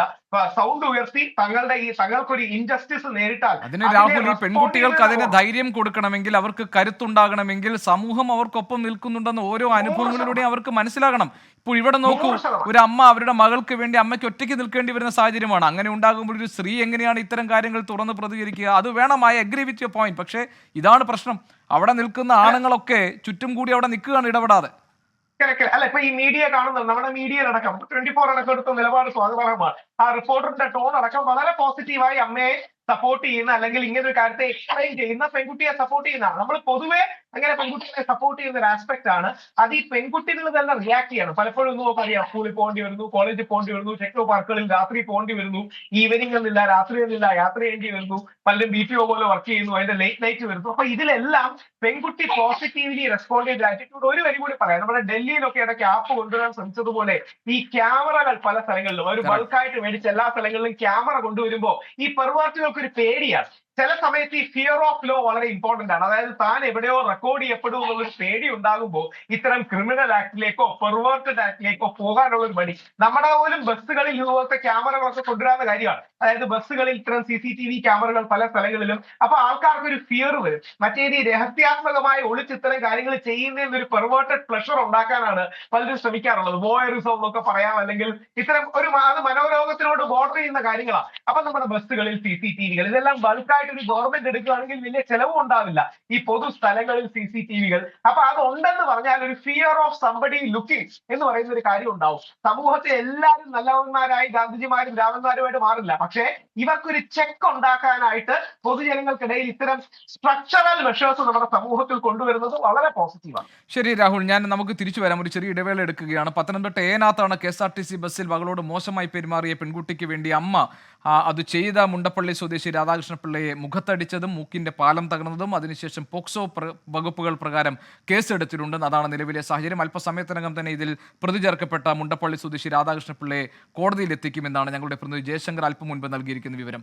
24 ഈ വാർത്ത പുറത്തു കൊണ്ടുവന്നതിന് തൊട്ടു പിന്നാലെ തന്നെ മനുഷ്യാവകാശ കമ്മീഷൻ ഇടപെട്ട് റിപ്പോർട്ട് ആവശ്യപ്പെട്ടിട്ടുണ്ട് എന്നതും ഈ ഘട്ടത്തിൽ ഓർക്കാം. അഡ്വക്കേറ്റ് രേവതി ബാബു, ഇപ്പോൾ ഒരു സംഭവം ഉണ്ടായിക്കഴിഞ്ഞാൽ അതിന്റെ നിയമ നടപടികളിലേക്ക് കടക്കുന്നതിന് മുൻപ് തന്നെ അത്തരം സംഭവങ്ങൾ ഉണ്ടാകാതിരിക്കാൻ വേണ്ടിയുള്ള ഒരു നീക്കം ഉണ്ടാകണം. അങ്ങനെയുള്ള നമ്മൾ സ്ത്രീകളുടെ സുരക്ഷ എന്ന് പറയുന്ന ഒരു പ്രധാനപ്പെട്ട വിഷയം എല്ലാ കാലത്തും ചർച്ച ചെയ്യപ്പെട്ടിരുന്നത്. ഇപ്പോൾ KSRTC ബസ്സിൽ, ബസ്സുകളിൽ, പൊതുനിരത്തിൽ, അതുപോലെ തന്നെ പൊതുസമൂഹത്തിനിടയിൽ ഒക്കെ യാത്ര ചെയ്യുമ്പോൾ സ്ത്രീകളെ സംബന്ധിച്ച് അവർക്ക് ഒരു തരത്തിലുള്ള അസ്വാതന്ത്ര്യവും ഉണ്ടാകരുത്. മാത്രമല്ല അവർ സുരക്ഷിതരാണെന്ന് അവർക്ക് ബോധ്യപ്പെടുകയും വേണം. സ്ത്രീകളായാലും കുട്ടികളായാലും ഒക്കെ, പൗരന്മാർ ജനറലായി. പക്ഷേ ഇത് KSRTC ബസ്സിനകത്ത് പോലും ഒരു വിദ്യാർത്ഥിനിക്ക്, ഒരു പെൺകുട്ടിക്ക് അവർ പ്രതികരിച്ചിട്ട് പോലും ഒരു പിന്തുണ കിട്ടാതെ പോകുന്ന സാഹചര്യം, അവിടെ പോലും നിയമത്തിന് എത്തിപ്പെടാൻ പറ്റാത്ത സാഹചര്യം, അവിടെ പോലും നിയമപരമായി ചെയ്യേണ്ട കാര്യങ്ങളിൽ നിന്ന് ഉത്തരവാദിത്തപ്പെട്ടവർ ഒഴിഞ്ഞു മാറുന്ന സാഹചര്യം, ഇതിനൊക്കെ ആരാണ് മറുപടി പറയേണ്ടത്? എന്തുകൊണ്ടാണ് ഇത് നമ്മുടെ നാട്ടിൽ ഇങ്ങനെ ആവർത്തിക്കപ്പെടുന്നത്? അതെ, ശരിക്കും നേരത്തെ രാഹുൽ ഈശ്വർ സാർ പറഞ്ഞ പോലെ സൊസൈറ്റിയിലെ ഒരു കാര്യം ഉണ്ടാവുന്ന സമയത്ത്, ഒരു പെൺകുട്ടിക്ക് നേരെ ഒരു അതിക്രമം നടക്കുന്ന സമയത്ത് പെൺകുട്ടി റിയാക്ട് ചെയ്യണം. അതാണ് ആദ്യത്തെ മെയിൻ ഇമ്പോർട്ടന്റ് ആയിട്ടുള്ള കാര്യം. പക്ഷേ അതിനോടൊപ്പം തന്നെ അവൾക്ക് ചുറ്റുമുള്ള സമൂഹം കൂടെ അവളെ സപ്പോർട്ട് ചെയ്താലേ അത് ശരിയാവുള്ളൂ. ഇനിയിപ്പോ ഈ ബസ്സിനകത്ത് ഇപ്പൊ നടന്ന സംഭവത്തിൽ പെൺകുട്ടി റിയാക്ട് ചെയ്തു എന്നിരുന്നിരിക്കട്ടെ, ബസ്സിനകത്തുള്ള ആൾക്കാരോ ഡ്രൈവറോ കണ്ടക്ടറിന്റെ ഭാഗത്തുനിന്നോ ഒന്നും ഒരു പോസിറ്റീവ് ആയിട്ടുള്ള റിയാക്ഷൻ ഉണ്ടാവുന്നില്ല. അതുകൊണ്ടാണല്ലോ കുട്ടി ബസ്സിൽ നിന്ന് ഇറങ്ങിയതിനു ശേഷം അമ്മയ്ക്ക് റിയാക്ട് ചെയ്യേണ്ട ഒരു സിറ്റുവേഷൻ വന്നത്. അപ്പോ സൊസൈറ്റിയുടെ മൈൻഡ് സെറ്റ് ആണ് ആദ്യം മാറേണ്ടത്. രാഹുൽ, നമുക്ക് ബിഫോർ യു വൈൻഡ് അപ്പ് ഈ സംഭവത്തിനകത്ത് നിന്ന് നമുക്ക് എടുക്കേണ്ട പോസിറ്റീവായിട്ടുള്ള നോട്ട് എന്താണ്?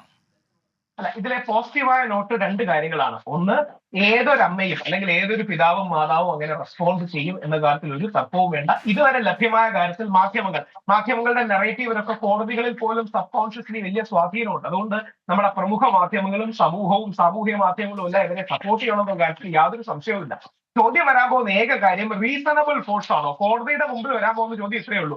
റീസണബിൾ ഫോഴ്സ് ആണോ അമ്മ ഈ സെക്ഷൻ 98 പ്രകാരം ഉപയോഗിച്ചെന്ന് പറയാം. കോടതി നോക്കാൻ പോകുന്ന രണ്ട് യാർഡ് സ്റ്റിക്ക് പ്രൊപ്പോർഷണാലിറ്റി, ആനുപാതികമാണോ, നെസസിറ്റി, ആവശ്യമാണോ തുടങ്ങിയ കാര്യങ്ങളാണ്. ലഭ്യമായ കാര്യങ്ങൾ വെച്ച് ആ അമ്മയെ ന്യായീകരിക്കുന്ന ഒരു നിലപാട് പോലീസും കോടതിയും എടുക്കണമെന്നും മറ്റേയാള് പ്രകടമായി തെറ്റ് ചെയ്തു എന്ന കാര്യത്തിൽ ലഭ്യമായ വിവരങ്ങൾ വെച്ച് നമുക്ക് ഉറപ്പിക്കാമെന്നുള്ളത് കൊണ്ടും ആ അമ്മയുടെ ഔട്ട്റേജ് ആണ് എന്ന് കണ്ടുകൊണ്ട് ആ അമ്മയ്ക്ക് ക്ഷമാപൂർവമായ ഒരു സമീപനം കൊടുക്കണം. എന്നാൽ കോടതികൾക്ക് ഒരു ശാസനയും കൂടെ കൊടുക്കണം.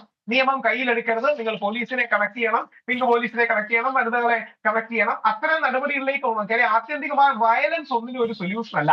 ചില സമയത്ത് നമ്മുടെ ഹ്യൂമൻ നേച്ചറിന്റെ ഭാഗമായ വയലൻസ് വരാം, പക്ഷെ വയലൻസ് സൊല്യൂഷൻ അല്ല. സ്ട്രോങ് റെസ്പോൺസ് ആണ് സൊല്യൂഷൻ. അമ്മയുടെ ഭാഗത്തു നിന്ന് വന്ന ഒരു ഔട്ട്റേജ് ആണ്. അതിനെ അങ്ങനെ കണ്ടുകൊണ്ട് ആ മാതാവിനോട് കോടതി ക്ഷമിക്കുമെന്നാണ് ഞാൻ കരുതുന്നത്. ശരി, ഏതായാലും ദുരനുഭവം ഏൽക്കേണ്ടി വന്ന, അപമാനിക്കപ്പെടാൻ ശ്രമം നടത്തിയപ്പോൾ അതിന് ഇരയാകേണ്ടി വന്ന പെൺകുട്ടി അതേ സമയത്ത് തന്നെ ഉറക്കെ പ്രതികരിച്ചു എന്നത് ഈ സംഭവത്തിൽ അഭിനന്ദനാർഹമായ കാര്യമാണ്. എല്ലാ പെൺകുട്ടികൾക്കും സ്ത്രീകൾക്കും അങ്ങനെ പരസ്യമായി തന്നെ പ്രതികരിക്കാനുള്ള കരുത്തുണ്ടാകട്ടെ എന്ന് നമുക്ക് ഈ ചർച്ചയിൽ പറയാം. മറ്റൊന്ന്, ശ്രീ രാഹുൽ ഈശ്വർ, താങ്കൾ പറഞ്ഞത് ശരിയാണ്. നിയമം കയ്യിലെടുക്കാനുള്ള അവകാശവും അധികാരവും നമുക്കില്ല. അതുകൊണ്ട് തന്നെ നിയമത്തിൻ്റെ വഴി സാധ്യമായ എല്ലാ വഴികളും തേടുക എന്നതാണ് ആ ഘട്ടത്തിൽ ചെയ്യാനുള്ളത്. അതിലേക്ക് തിരിയുക എന്നതാണ് അതിനോടുള്ള ഏറ്റവും നല്ല പ്രതികരണമായി നമ്മൾ എടുത്തു പറയേണ്ടത്. മൂന്നാമതൊന്ന്, സമൂഹം വിട്ടുനിൽക്കുന്നു. ഇത്തരം സംഭവങ്ങളിൽ ഞാനല്ലല്ലോ, എനിക്കല്ലല്ലോ എന്ന മനോഭാവത്തിൽ മാറി നിൽക്കുന്നതും ചോദ്യം ചെയ്യപ്പെടേണ്ടതാണ്. നാളെ നമുക്കും ഏത് സന്ദർഭത്തിലും വരാൻ ഇടയുള്ള ഇത്തരം ദുരനുഭവങ്ങളിൽ മറ്റുള്ളവരുടെ പിന്തുണ വേണമെങ്കിൽ ഇത്തരം കാര്യങ്ങളിൽ ഇടപെടാനുള്ള ധൈര്യവും പ്രാപ്തിയും നമുക്കുണ്ടാകണം. ഈ ചർച്ചയിൽ പങ്കെടുത്ത ശ്രീ രാഹുൽ ഈശ്വർ, ഒപ്പം തന്നെ അഡ്വക്കേറ്റ് രേവതി ബാബു, രണ്ടുപേർക്കും നന്ദി. ഇന്നത്തെ മറ്റു പ്രധാനപ്പെട്ട വാർത്തകൾ നോക്കാം. പെരിയ കൊലപാതക കേസിലെ പ്രതിയുടെ മകന്റെ വിവാഹത്തിൽ കോൺഗ്രസ് നേതാക്കൾ പങ്കെടുത്ത സംഭവത്തിൽ നടപടിയുമായി KPCC അംഗം ബാലകൃഷ്ണൻ പെരിയ ഉൾപ്പെടെ 3 പേരെ പ്രാഥമിക അംഗത്വത്തിൽ നിന്ന് പുറത്താക്കി. രാജ്മോഹൻ ഉണ്ണിത്താൻ നടത്തുന്ന നീക്കമാണ് എല്ലാത്തിനും പിന്നിലെന്ന് ബാലകൃഷ്ണൻ പെരിയ പ്രതികരിച്ചു. അധികാരം കിട്ടിയാൽ അർദ്ധരാത്രി കൂടെ പിടിക്കുന്ന നിലയിലാണ് രാജ്മോഹൻ ഉണ്ണിത്താൻ പെരുമാറുന്നത്. ദുർമന്ത്രവാദത്തിന്റെ കേന്ദ്രമാക്കി DCC ഓഫീസിനെ മാറ്റിയെന്നും ബാലകൃഷ്ണൻ പെരിയ വിമർശിച്ചു. ഇന്ന് ഈ ജില്ലയിൽ നിന്നുള്ള 4 പേരെ പാർട്ടിയുടെ പ്രാഥമിക അംഗത്വത്തിൽ നിന്ന് കെ സുധാകരൻ പുറത്താക്കി എന്ന വാർത്ത ഉണ്ണിത്താന്റെ സന്തത സഹചാരിയായിട്ടുള്ള ഒരു സ്ത്രീ പീഡന കേസിൽ പ്രതിയായിട്ടുള്ള നോയലാണ് ഇന്ന് മാധ്യമങ്ങൾക്ക് നൽകിയിരിക്കുന്നത്. അല്പൻ അധികാരം കിട്ടിയാൽ അർദ്ധരാത്രിക്ക് കുട പിടിക്കും എന്നൊരവസ്ഥയിലാണ് അദ്ദേഹം നടക്കുന്നത്. പണ്ഡിറ്റ് ജവഹർലാൽ നെഹ്റുവിൻ്റെ ഒരു പ്രസ്ഥാനത്തെ ഏറ്റവും വലിയ ബ്ലാക്ക് മാജിക്കിന്റെ ജില്ലയാക്കി മാറ്റി, ദുർമന്ത്രവാദത്തിന്റെ ജില്ലയാക്കി മാറ്റി. ജില്ലാ കോൺഗ്രസ് കമ്മിറ്റി ഓഫീസിൽ നിന്ന് ദുർമന്ത്രവാദത്തിന്റെ പേരിൽ സാധനങ്ങൾ കൊണ്ടുപോയി. അരുൺ പാറയ്ക്കൽ ഞങ്ങളുടെ പ്രതിനിധിയുണ്ട് വിവരങ്ങളുമായി കാസർഗോഡ് നിന്ന്. അരുൺ, ഈ ബാലകൃഷ്ണൻ പെരിയ ഉൾപ്പെടെ 3 പേരെ പ്രാഥമിക അംഗത്വത്തിൽ നിന്ന് പുറത്താക്കിയതിനെ തൊട്ടു പിന്നാലെയാണല്ലോ ഈ വളരെ ഗുരുതരമായ ആരോപണങ്ങൾ ഉന്നയിച്ചുകൊണ്ടുള്ള പ്രതികരണം വരുന്നത്. എന്താണ് അതിന്റെ വിവരങ്ങൾ? ഗോപീഷൻ, അത് തന്നെയാണ് ബാലകൃഷ്ണൻ പെരിയ ഈ കല്യോട്ട് ഇരട്ടക്കൊലക്കേസിലെ പ്രതിയുടെ മകന്റെ വിവാഹ ചടങ്ങിൽ പങ്കെടുത്തുമായി ബന്ധപ്പെട്ടാണ് ഇപ്പോൾ KPCC കർശനമായ നടപടിയെടുത്തിരിക്കുന്നത്. ബാലകൃഷ്ണൻ പെരിയയെയും അതുപോലെ തന്നെ ഈ വിവാഹത്തിൽ പങ്കെടുത്ത മറ്റുള്ള ആളുകളെയും ഈ പാർട്ടിയിൽ നിന്ന് പുറത്താക്കിക്കൊണ്ട് നടപടി തൊട്ടു പിന്നാലെയാണ് ബാലകൃഷ്ണൻ പെരിയ മാധ്യമങ്ങളെ കണ്ടത്. ഈ രാജ്മോഹൻ ഉണ്ണിത്താൻ എംപിക്കെതിരെ ഗുരുതരമായ ആരോപണങ്ങൾ ഉന്നയിച്ചിരിക്കുന്നു എന്നുള്ളതാണ്. അഴിമതി ആരോപണങ്ങൾ ഉൾപ്പെടെ ഉന്നയിച്ചിരിക്കുന്നു. ഓരോ ഹൈമാസ് ലൈറ്റ് സ്ഥാപിക്കുന്നതിനും 1 ലക്ഷത്തിലധികം രൂപയുടെ അഴിമതി രാജ്മോഹൻ നടത്തി. അതുപോലെ തന്നെ കാസർഗോഡ് ജില്ലയിലെ കോൺഗ്രസിനുള്ളിൽ വിഭാഗീയത ഉണ്ടാക്കി വർഗീയമായ ചേരിതിരിവ് കാസർഗോഡ് ജില്ലയിൽ ഉണ്ടാക്കുകയാണ് എന്നതുൾപ്പെടെയുള്ള കാര്യങ്ങൾ, ഗുരുതരമായ ആരോപണങ്ങൾ ബാലകൃഷ്ണൻ പെരിയ ഉന്നയിച്ചിരിക്കുന്നു.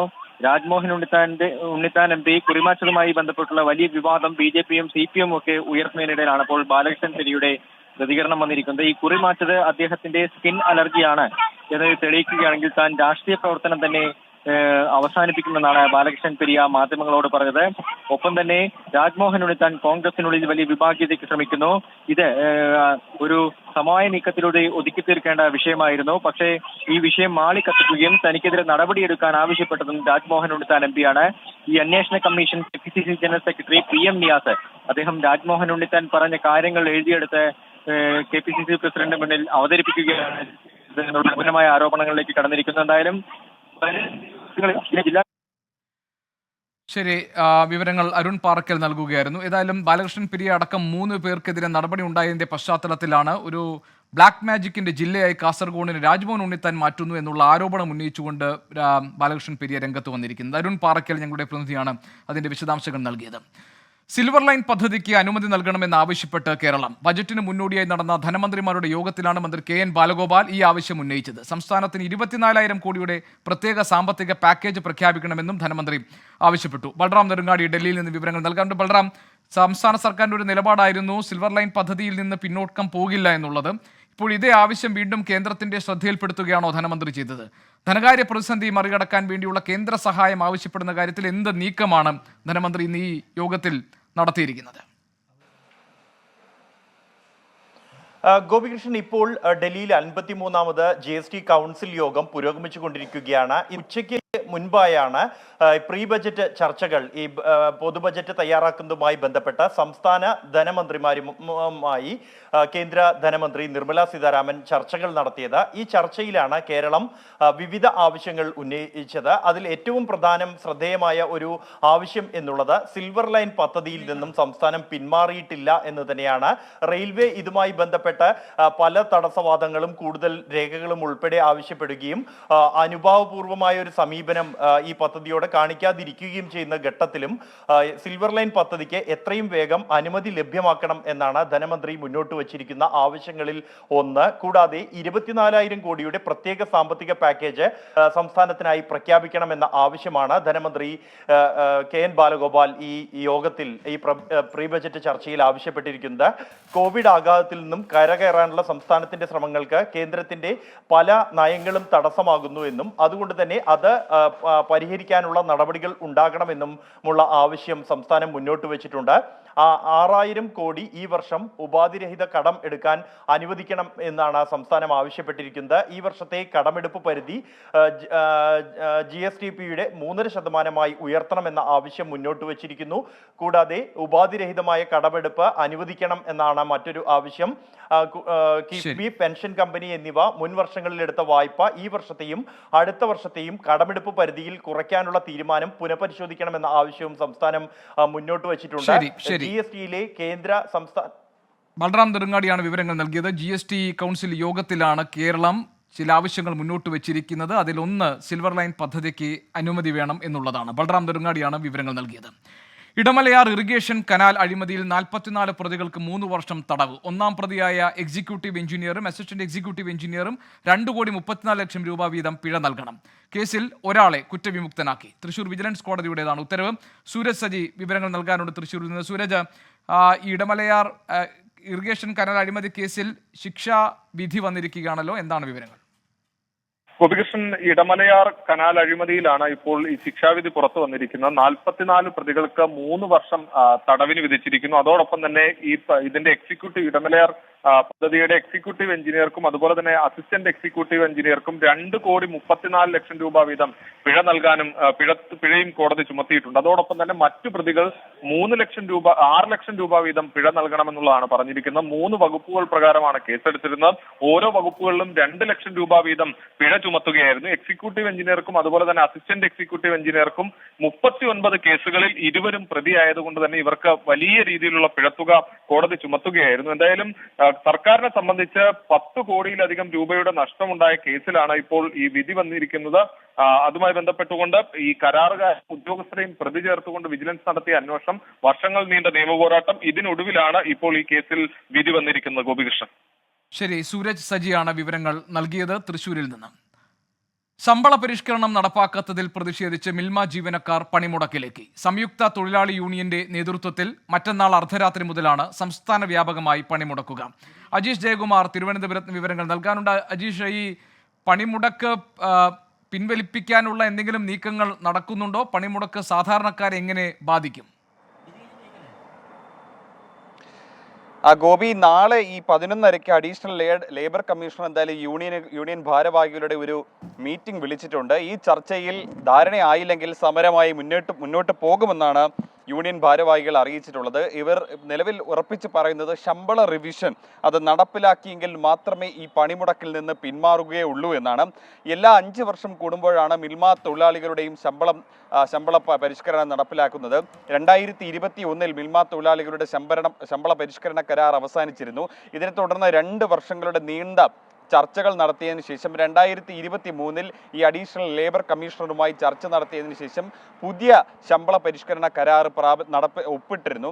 പക്ഷേ ഈ 13 മാസങ്ങൾ കഴിഞ്ഞിട്ടും ഈ പുതുക്കി ഒപ്പിട്ട ഈ ശമ്പള പരിഷ്കരണ കരാർ നടപ്പിലാക്കിയില്ലെന്ന് ആരോപിച്ചുകൊണ്ടാണ് ഇപ്പോൾ തൊഴിലാളി യൂണിയനുകൾ, അത് CIT ഉണ്ട്, IATUC ഉണ്ട്, AITUC, ഈ 3 തൊഴിലാളി യൂണിയനുകളും സംയുക്തമായി ഇപ്പോൾ പണിമുടക്ക് നടക്കാൻ നിശ്ചയിച്ചിരിക്കുന്നത്. സംസ്ഥാന വ്യാപകമായി എല്ലാ മിൽമ ഡയറികളും ഈ പണിമുടക്കെ സാരമായി ബാധിക്കും. 24-ാം തീയതി അർദ്ധരാത്രി മുതലാണ് ഈ സമരം നിശ്ചയിച്ചിരിക്കുന്നത്.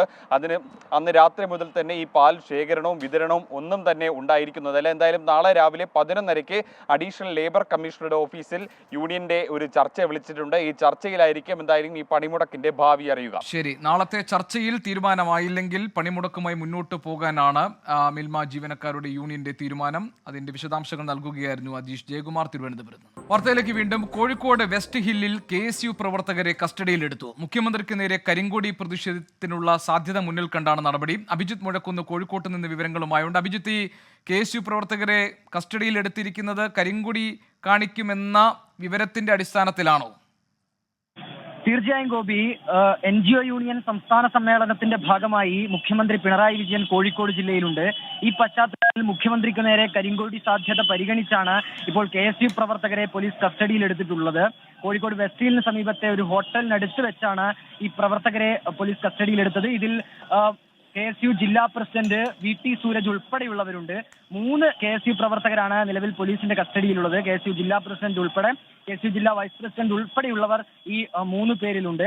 ഏതായാലും മുഖ്യമന്ത്രിക്ക് നേരെയുള്ള ഒരു കരിങ്കൊടി സാധ്യത തന്നെയാണ് പോലീസ് കരുതിയിരുന്നത്. അതായത് നേരത്തെ തന്നെ +1 വിഷയവുമായി ബന്ധപ്പെട്ട് സർക്കാരിന് നേരെ, മുഖ്യമന്ത്രിക്ക് നേരെ, വിദ്യാഭ്യാസ മന്ത്രിക്കൊക്കെ നേരെ തങ്ങൾ പ്രതിഷേധം കടുപ്പിക്കുമെന്നുള്ളൊരു സൂചന KSU അടക്കമുള്ള വിദ്യാർത്ഥി സംഘടനകൾ നൽകിയിരുന്നു. ഈ സാഹചര്യം കൂടി പരിഗണിച്ചാണ് നിലവിൽ ഈ KSU പ്രവർത്തകരെ പോലീസ് കസ്റ്റഡിയിൽ എടുത്തിട്ടുള്ളത്. ഗോപി, അഭിജിത്ത് മുഴക്കുന്നാണ് വിവരങ്ങൾ നൽകിയത് കോഴിക്കോട് നിന്ന്. ജമ്മു കാശ്മീരിലെ ബാരാമുള്ളയിൽ ഭീകരരുടെ നുഴഞ്ഞുകയറ്റ ശ്രമം സുരക്ഷാസേന പരാജയപ്പെടുത്തി. 2 ഭീകരരെ വധിച്ചു. മേഖലയിൽ ഏറ്റുമുട്ടൽ തുടരുകയാണ്. നിതിൻ അംബുജൻ ഡൽഹിയിൽ നിന്നുണ്ട് വിവരങ്ങളുമായി. നിതിൻ, എന്താണ് ഇപ്പോൾ സംഭവിക്കുന്നത്? ഗോപി, ബാരാമുള്ള ജില്ലയിലെ ഗഹലൻ മേഖലയിലാണ് നുഴഞ്ഞുകയറ്റ ശ്രമം, ഭീകരരുടെ നുഴഞ്ഞുകയറ്റ ശ്രമം സുരക്ഷാ സേന പരാജയപ്പെടുത്തിയിരിക്കുന്നത്. നുഴഞ്ഞുകയറ്റ ശ്രമം പരാജയപ്പെടുത്തിയതിന് പിന്നാലെ തന്നെ സുരക്ഷാ സേന അതോടൊപ്പം തന്നെ ഭീകരർ തമ്മിൽ ഏറ്റുമുട്ടൽ ആരംഭിച്ചു. ഏറ്റുമുട്ടൽ ഇപ്പോൾ 2 ഭീകരരെ വധിച്ചിരിക്കുകയാണ്. മേഖലയിൽ ഇപ്പോഴും ഏറ്റുമുട്ടൽ തുടരുന്നതാണ് നമുക്ക് മനസ്സിലാക്കാൻ സാധിക്കുന്നത്. കഴിഞ്ഞ ഏതാനും നാളുകളായി കശ്മീരിൽ ഭീകരരുടെ ഭാഗത്തുനിന്നും വലിയ പ്രകോപനവും അതോടൊപ്പം തന്നെ ഭീകരരുടെ ആക്രമണം ഉണ്ടായിരുന്നു. ഇതിനെതിരെ ശക്തമായ നടപടി സുരക്ഷാ സേനയുടെ ഭാഗത്തുനിന്നും തുടർന്നു വരികയാണ്. ഈ ഒരു പശ്ചാത്തലത്തിൽ വലിയ നിരീക്ഷണവും അതോടൊപ്പം തന്നെ പരിശോധനയും മേഖലയിലടക്കം ഏർപ്പെടുത്തിയിരുന്നു. ഇതിനു പിന്നാലെയാണ് ഇപ്പോൾ ഏറ്റുമുട്ടൽ ആരംഭിച്ചത്. അതോടൊപ്പം തന്നെ 2 ഭീകരരെ വധിക്കാൻ സാധിച്ചു. ഇനിയുള്ള മണിക്കൂർ ഒരുപക്ഷെ സൈന്യം കൂടുതൽ വിശദാംശങ്ങൾ പങ്കുവയ്ക്കുന്നതാണ് മനസ്സിലാക്കാൻ സാധിക്കുന്നത്. എന്തായാലും ശക്തമായ ഏറ്റുമുട്ടൽ ഇപ്പോഴും മേഖലയിൽ തുടരുകയാണ്. ബാരാമുള്ള ജില്ലയിലെ ഖലൻ ഏരിയയിലാണ് ഇപ്പോൾ ഈ ഒരു ഏറ്റുമുട്ടൽ തുടരുന്നത്. നിതിൻ അംബുജൻ ആണ് വിവരങ്ങൾ നൽകിയത് ഡൽഹിയിൽ നിന്ന്. നീറ്റ് ചോദ്യപേപ്പർ ചോർച്ചാ കേസിൽ മുഖ്യ സൂത്രധാരൻ രവി അത്രി അറസ്റ്റിൽ. ഉത്തർപ്രദേശ് സ്പെഷ്യൽ ടാസ്ക് ഫോഴ്സാണ് അറസ്റ്റ് ചെയ്തിരിക്കുന്നത്. ആർ അച്യുതൻ ഡൽഹിയിൽ നിന്നുണ്ട് വിവരങ്ങൾ നൽകാൻ. ആർ അച്യുതൻ, ഇതൊരു നിർണായകമായ നീക്കമാണല്ലോ, വിവരം എന്താണ്? തീർച്ചയായിട്ടും ഗോപികൃഷ്ണൻ, കാരണം നേരത്തെ തന്നെ പല മാഫിയകൾ ഇതിൽ പ്രവർത്തിച്ചിരുന്നു എന്നുള്ളതാണ് ബീഹാർ പോലീസിന്റെ സാമ്പത്തിക കുറ്റകൃത്യ വിഭാഗത്തിന്റെയും മറ്റ് ഈ കേസുമായി ബന്ധപ്പെട്ട അന്വേഷണം നടത്തുന്ന പോലീസുകാരുടെയും കണ്ടെത്തൽ. നിലവിൽ ഇപ്പോൾ ഇതിലെ മുഖ്യ സൂത്രധാരൻ രവി അത്രിയാണെന്നാണ് പോലീസ് കണ്ടെത്തിയിരിക്കുന്നത്. ഇയാളെ ഉത്തർപ്രദേശിൽ നിന്ന് സ്പെഷ്യൽ ടാസ്ക് ഫോഴ്സാണ് പിടികൂടിയിരിക്കുന്നത്. നിലവിൽ ചോദ്യം ചെയ്യൽ പോലുള്ള നടപടികളിലേക്ക് കൂടി പോലീസ് കടന്നിട്ടുണ്ട്. ഒപ്പം UGC നെറ്റ് ചോദ്യപേപ്പർ ചോർച്ച കേസിൽ ഈ ടെലഗ്രാം വഴി ഇതിന്റെ ചോദ്യപേപ്പർ പോസ്റ്റ് ചെയ്തതായി സംശയിക്കുന്ന ഒരാളെ CBI കസ്റ്റഡിയിലെടുത്തിട്ടുണ്ട്. അയാളെ കുശി വെച്ച വെച്ചാണ് കസ്റ്റഡിയിലെടുത്തത്. ഇപ്പോൾ അയാളെ CBI ചോദ്യം ചെയ്ത് വരികയാണ്. എന്തായാലും അന്വേഷണവുമായി ബന്ധപ്പെട്ട നടപടികൾ ഒരു ഭാഗത്ത് പുരോഗമിക്കുന്നുണ്ട്. ഒപ്പം വിദ്യാഭ്യാസ മന്ത്രാലയം ഇന്ന് ഇന്ത്യയുടെ സുതാര്യത ഉറപ്പാക്കാൻ ഉന്നതതല സമിതി രൂപീകരിച്ചിരിക്കുകയാണ്. മുൻ ISRO ചെയർമാൻ K. രാധാകൃഷ്ണൻ അധ്യക്ഷനായ സമിതിയാണ് രൂപീകരിച്ചിരിക്കുന്നത്. രാധാകൃഷ്ണൻ ഒഴികെ 6 അംഗങ്ങളാണ് ഈ സമിതിയിൽ വരുന്നത്. അതായത് സമിതി ഇന്ത്യയുടെ ഘടനയിൽ എന്തെങ്കിലും പരിഷ്കരണങ്ങൾ കൊണ്ടുവരണമെങ്കിൽ അത് ഇതുമായി ബന്ധപ്പെട്ട് കൊണ്ടുവരും. ഡാറ്റ സെക്യൂരിറ്റി പ്രോട്ടോക്കോളിൽ എന്തെങ്കിലും മാറ്റങ്ങൾ വരുത്തേണ്ടതുണ്ടെങ്കിൽ അതിലും മാറ്റങ്ങൾ വരുത്തും. അങ്ങനെ മൊത്തത്തിൽ ഒരു അഴിച്ചുപണിക്കായി കൂടിയാണ് ഉന്നതതല സമിതിയെ ഇപ്പോൾ രൂപീകരിച്ചിരിക്കുന്നത്. എന്തായാലും വിവാദങ്ങൾ കെട്ടടങ്ങുന്നില്ല. ഇന്നും രാജ്യത്തിന്റെ പലയിടങ്ങളിലും ഇതുമായി ബന്ധപ്പെട്ട പ്രതിഷേധങ്ങളും ശക്തമായിരുന്നു. ഗോപികൃഷ്ണൻ. ആർ അച്യുതൻ ആണ് വിവരങ്ങൾ നൽകിയത് ഡൽഹിയിൽ നിന്ന്. കോട്ടയത്ത് ആശുപത്രി ക്യാൻറ്റീനിൽ വിതരണം ചെയ്ത ഭക്ഷണത്തിൽ പുഴുവിനെ കണ്ടെത്തി.